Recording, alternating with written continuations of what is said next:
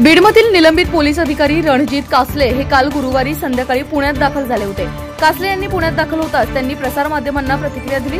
यावेळी त्यांनी पत्रकारांना वाल्मिक कराडच्या एन्काउंटरच्या प्रश्नावर आता उत्तर देणार नाही असं स्पष्ट केलं। माध्यमांशी बोलताना विधानसभा निवडणुकीत ईव्हीएम मध्ये मोठा घोटाळा झाल्याचा दावा रणजित कासले यांनी केलाय। मी आधी पोलिसांकडे आत्मसमर्पण करणार आहे, पुणे पोलीस किंवा बीड पोलिसांकडे स्वतःला सरेंडर करणार आहे असं रणजित कासले यांनी सांगितलं।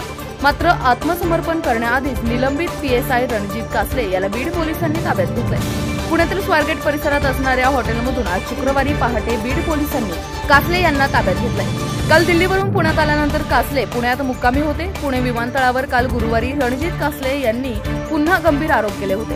पुणे पोलिसांकडे सरेंडर होऊन बीड पोलिसांकडे अटक होणार असं रणजित कासले यांनी सांगितलं होतं। मात्र आज पहाटे रणजित कासले मुक्कामी असलेल्या हॉटेलमधून बीड पोलिसांनी कासले यांना ताब्यात घेतलंय।